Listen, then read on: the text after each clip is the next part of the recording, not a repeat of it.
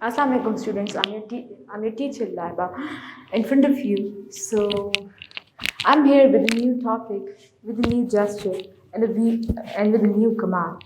So class, I have just I have just conveyed a lot of lessons that I have just let you know how to draw a Puneet square. So I think so that you just remember कि आपको मैंने Puneet square का जब diagram बना के दिखाया और आपको उसकी एस्टिमेट यानी कि टॉल प्लांट और शॉर्ट प्लांट और इसके अलावा पिछले लेक्चर में हम लोगों ने आपको दिखाया था कि एक डायबिटिक पेशेंट की का ऑफस्प्रिंग कैसा होगा और सिकल सेल अमीलिया का भी मैंने आपको होमवर्क दिया था। होप सो आप लोगों ने वो किया होगा। और इसके अलावा मैंने आपको air lobe, free air lobe and attached air lobe का भी एक बहुत ज़्यादा लंबी सी एक्सप्लेनेशन दी थी। सो क्लास, जैसा कि आपको पता है डिजीज़ेस तो आम है और आप लोगों को थोड़ा सा इस बात पे कंफ्यूजन होता होगा कि ऑफस्प्रिंग के अंदर हेरिडिटी डिजीज़ चली गई और वो सामने नहीं आई। सो सिकल सेल एनीमिया का ये बात बुक में भी लिखी है कि वो जो है ना रिसेसिव एलील के बारे में बात की गई थी। रिसेसिव एलील का आप लोगों को मालूम होना चाहिए कि एक रिसेसिव एलील होती है और एक डोमिनेंट। रिसेसिव एलील इतनी ज़्यादा इंपॉर्टेंट नहीं होती, लेकिन अगर एक डोमिनेंट एलील आ गई तो समझ जाए कि वो बीमारी ज़रूरी आएगी। लेकिन डोमिनेंट और रिसेसिव एलील्स की बात से बरअक्स मैं आपको काफ़ी कुछ और एक्स्ट्रा बताऊंगी कि हम लोग तो पढ़ते आ रहे हैं कि एक इंसान के अंदर एक सलाहियत होती है ऑफस्प्रिंग पैदा करने की। सो आप पुनीत स्क्वायर के ज़रिए ये भी पता लगा सकते हैं कि ऑफस्प्रिंग का आने वाला सेक्स हो क्या सकता है। फॉर एग्जांपल, आने वाला बेबी बेटा होगा या बेटी। सो ऑफस्प्रिंग इसी तरीके से ही पता लगाए जा सकते हैं। सो मैंने आपको मेंडल्स के बारे में हमेशा से एक्सप्लेनेशन देती आई हूँ। सो इसका काम अभी से अप्रिशिएट हो रहा है। पिछले कदीम ज़माने में उसका कोई इम्पोर्टेंस था ही नहीं, कॉज ऑफ एरिस्टोटल्स थ्योरी कि नहीं मेल ही रिस्पॉन्सिबल है सब करने की, बस फीमेल नरिशमेंट और बेबी को नरिशमेंट देने के लिए होती है। वैसे तो ये बात गलत साबित हुई। मेंडल्स ने इस बात को अपने तरीके से गलत साबित किया। मेंडल्स का काम 16 साल उसकी मौत के बाद फिर सामने आया। उसने कुछ किताबें लिखी थी और बहुत ज़्यादा इंटेलिजेंटली हर एक किताब पे काम किया था। एक किताब पे अपने तरीके से अच्छे तरीके से काम करने के बाद उसने रिजल्ट में काफ़ी कुछ इन्वेंट किया। सो इन्वेंशन का जिक्र यहाँ पे ये हो रहा है कि आखिर ऑफस्प्रिंग में क्या कुछ आ रहा है। सो क्लास, आज के लेक्चर में मैं आपको ब्रीफ डिस्क्रिप्शन एक तरीके से सेक्स डिटरमिनेशन इन मैन के बारे में दूंगी। मैंने आपको पुनीत स्क्वायर के बारे में बहुत ज़्यादा अच्छे तरीके से बताया था। होप सो पुनीत स्क्वायर का आपको मालूम हो कि पुनीत स्क्वायर आखिर होता क्या है। तो अल्लाह ताला ने आजकल की नस्ल को एक एक्स्ट्रा और बहुत ज़्यादा हाई पावर ब्रेन अता किया है। हमने कोऑर्डिनेशन पढ़ी थी। सो क्लास, आपकी जो सोच होती है वो लोगों से बहुत ज़्यादा मुनफरिद होती है and the thing which you are thinking is something else. So diabetic patient के बारे में मैंने जो आपको इंफॉर्मेशन दी वो ये थी कि डायबिटीज़ उस हालत में सामने आएगा जब आपके ब्लड के अंदर एक स्पेसिफिक काइंड ऑफ हार्मोन मौजूद होगा। अगर वो हार्मोन एब्सेंट हुआ तो डायबिटीज़ आपको लाजमी है।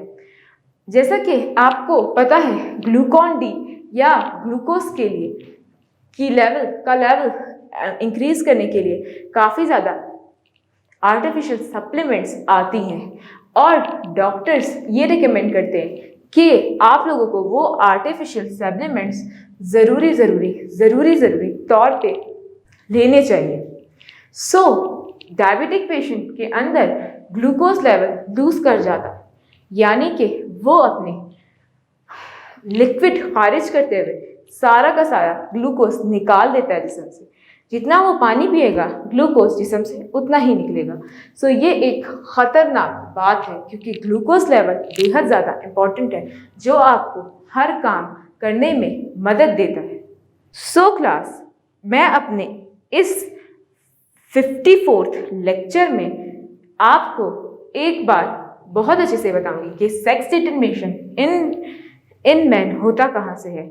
यस, आप लोगों को हमारे माशरे की एक तरह की बैकवर्ड और छोटी सोच के बारे में पता होगा। सब लोग फीमेल को रिस्पॉन्सिबल कहते हैं कि वो ही रिस्पॉन्सिबल है। हमारे माशरे में एक तरह की गलत बात मानी जाती है कि अगर फीमेल होगी तो अच्छा नहीं है। ऑब्वियसली अगर पंजाब साइड के लोगों को देखा जाए तो वो जहेज़ की एक बात करते हैं। सो जितनी फीमेल्स उतना ज़्यादा जहेज़ देना पड़ता है। इसी तरीके से हमारे यहाँ ये सिस्टम बहुत ज़्यादा है और लोग फीमेल की पैदाइश पे हमेशा एक फीमेल यानी उसकी माँ को कोस रहे होते हैं कि तुमने बेटा पैदा नहीं किया। सो क्लास, ये एक बहुत ज़्यादा बड़ी और टेंशन वाली चीज़ है जो हमारी एनवायरनमेंट में फैली हुई है। यहाँ पे मैं आपका दिमाग अच्छे से खोल दूँ और ये बता दूँ कि फीमेल पे बेबी का सेक्स डिपेंड ही नहीं करता। बेटा होगा या बेटी, ये सारा system he sex determination in man में हम पढ़ेंगे, वो सारा मेल के पास होता है। पढ़ने के लिए स्टार्ट करते हैं।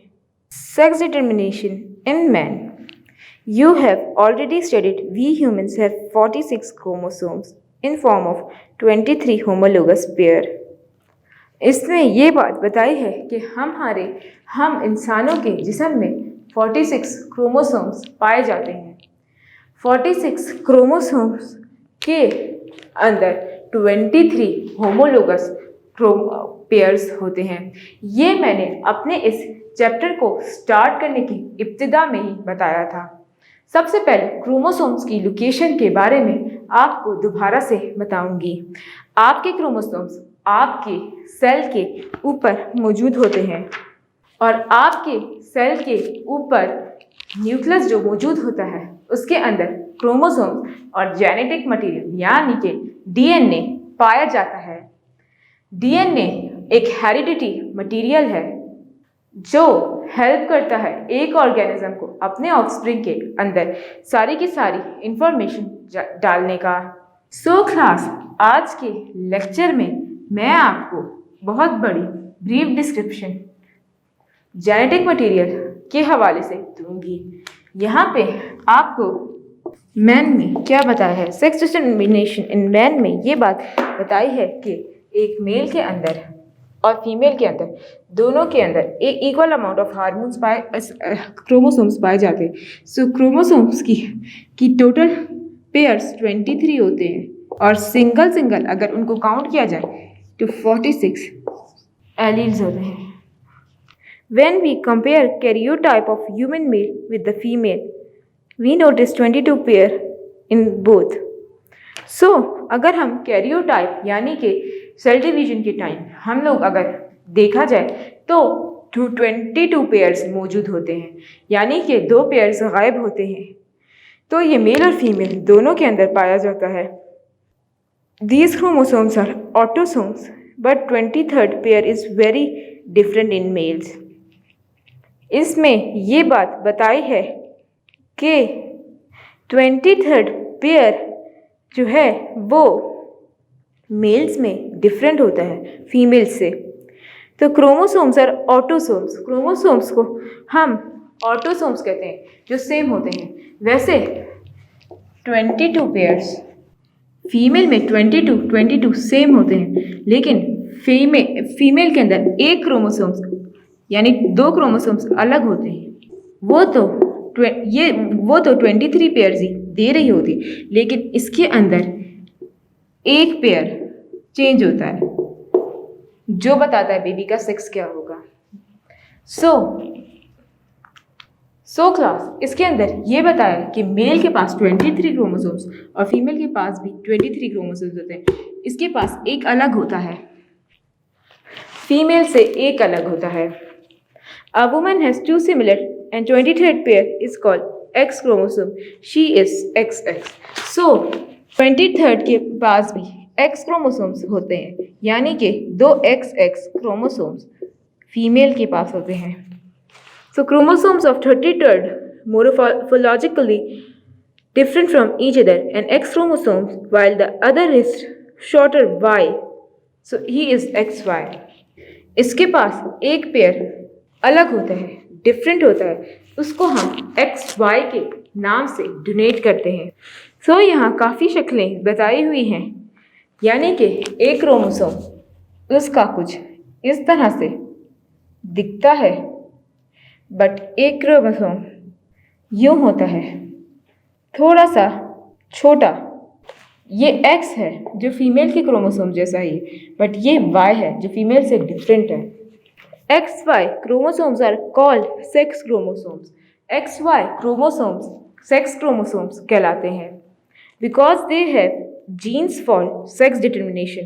इससे ये बात जाहिर होती है कि इसके पास जो जीन्स हैं वो सेक्स डिटर्मिनेशन जीन्स हैं। सो इस जीन्स को SRY जीन्स कहा जाता है। SRY it is located at the tip arm of Y chromosomes. और ये नीचे की तरफ छोटे से छोटे जर्रे पे यानी कि क्रोमोसोम्स के ऊपर मौजूद होते हैं। Y chromosome it's SRY stands for sex determination, sex determining regions of Y. इसके अंदर ये बताया है sex determining region of Y, इसमें Y पोर्शन है। Autosomes do not carry any sex determining genes, यानी कि ऑटोसोम्स जो मौजूद होते हैं वो कोई सेक्स डिटरमाइनिंग जीन्स नहीं रखते। All chromosomes other than sex chromosomes are called autosomes, यानी कि 22 पेयर्स जो 20 इसमें 23 और इसमें 22 पेयर्स जो एक वाई क्रोमोसोम्स के बरअक्स हैं वो सारे ऑटोसोम्स ही कहलाते हैं। The genes autosomes determined by autosomal traits, और जीन्स के ऑटोसोम्स ऑटोसोमल ट्रेंड के जरिए डिटरमाइन इजीली किए जा सकते हैं। When chromosome segregate at meiosis, each homologue of 23rd pair also move in one gamete. इसमें ये बात बताई है कि 23 पेयर्स ऑफ क्रोमोसोम्स जो होते हैं वो पेयर्स की तरह पेयर्स की फॉर्म में एक जगह से दूसरी जगह मूव कर रहे हैं। A woman being XX produce eggs which an X chromosome. So जो वुमेन हार्मोन्स रिलीज करेगी, क्रोमोसोम जो रिलीज करेगी वो XX होंगे, यानी कि दोनों X होंगे। तो इसके दोनों क्रोमोसोम्स X यानी सेम होंगे। All the her eggs are alike तो होमोजेमिक, यानी कि होमोगैमेटिक फंक्शन फीमेल परफॉर्म कर रही होती है। A man is XY, he produces two types of sperm, half carrying X chromosome and other half carrying Y chromosome, यानी कि फीमेल एक तरह से X और Y क्रोमोसोम्स कैरी किए हुए हैं। He is heterogametic, changes for both types of sperm are equal. इसमें ये बात बताई है कि ये हेट्रोगेमेटिक फंक्शन परफॉर्म कर रहे हैं।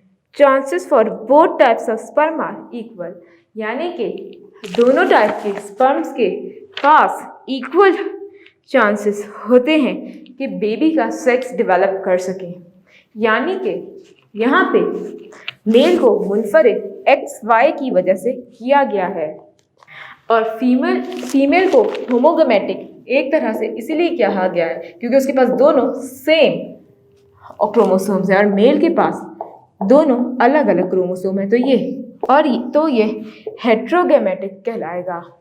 Chances for both types of sperm are equal. So sperms को डोमिनेट डोमिनेंट से रिसेसिव या रिसेसिव से डोमिनेंट में चेंज होने में दो सिचुएशन आती हैं और वो दोनों सिचुएशन एक दूसरे के इक्वल है, यानी कि बेबी का सेक्स सिर्फ और सिर्फ मेल को रिप्रोड्यूस करने का ओपिनियन है, यानी कि करने का इख्तियार है। Sex of a baby is determined by the type of sperm. हम बेबी का सेक्स एक स्पर्म की अंदर से ही डिटरमाइन कर सकते हैं। If an eggs carrying sperm fertilises the egg, the zygote will XX। अगर एक eggs carrying sperm eggs carrying cell को ही, फीमेल के एग्स कैरिंग सेल को ही फर्टिलाइज करेगा तो daughter baby girl is born, तो एक बेबी गर्ल पैदा होगी। और if Y carrying sperm fertilises the egg, the zygote will be XY, so SRY। So एक SRY कैरिंग जीन्स अगर एक सेल को फर्टिलाइज करेगा तो SRY का पोर्शन होगा, यानी कि एक बेबी गर्ल नहीं बल्कि बेबी बॉय पैदा होगा। So express itself with a baby boy will be born. So baby boy will be born. So class, एक तरीके से हम लोग इसकी डिटर्मिनेशन इस तरीके से कर सकते हैं। So यहाँ पे 4 बेबीज की पैदाइश हुई।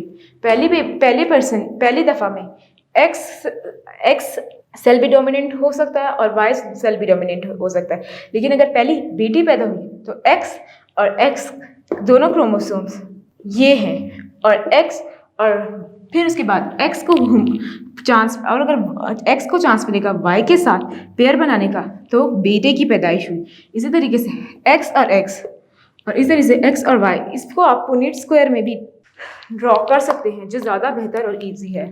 So class, the ratio of a sex of a baby is chances of a son or a daughter not equal।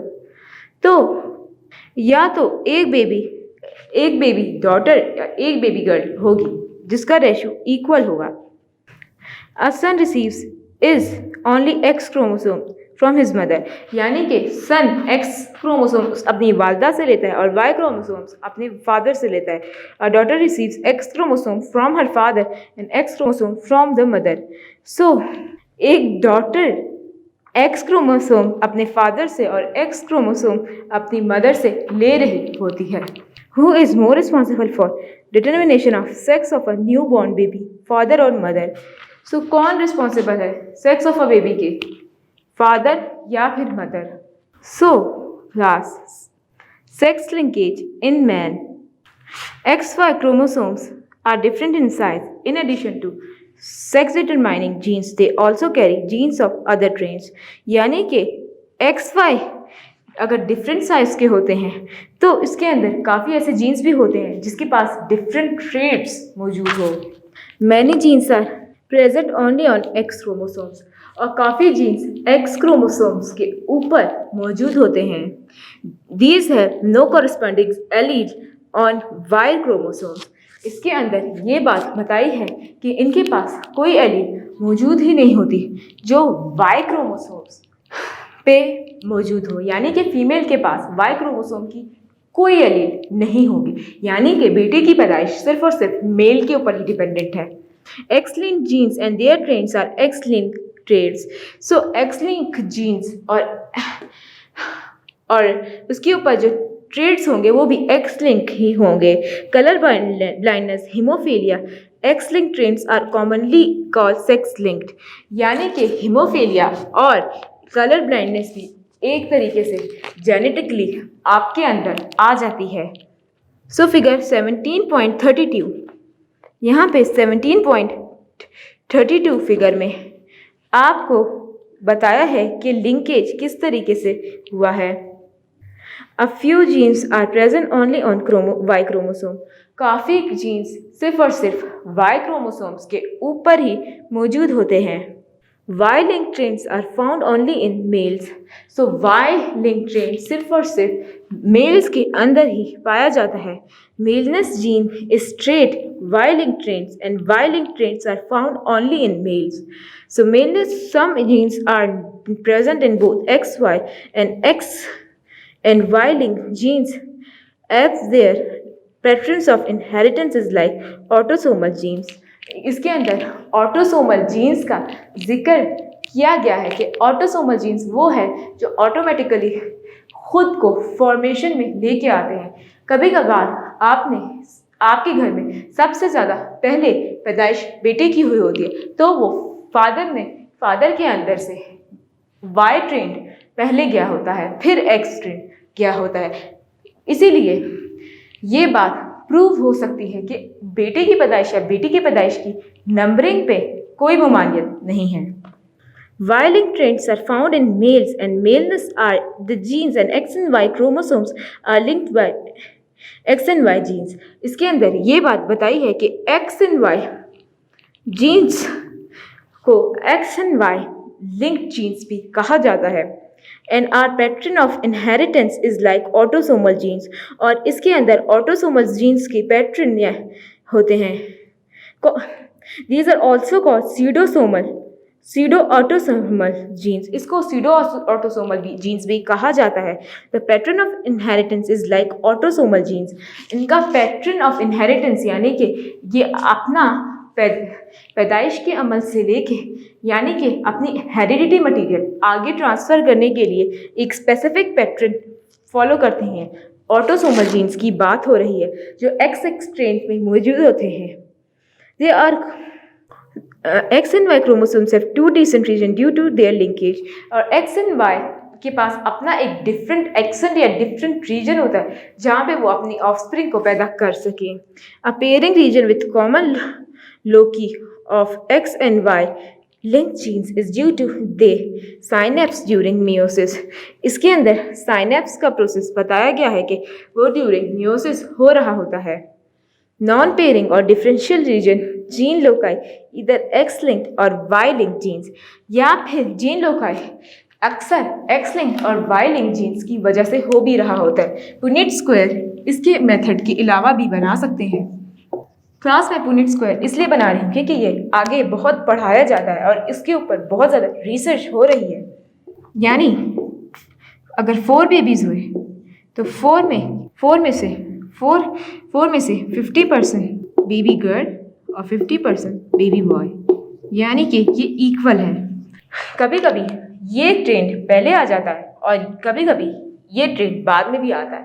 सो ज़रूरी नहीं कि हम एक ही तुक्के से ये काम करें।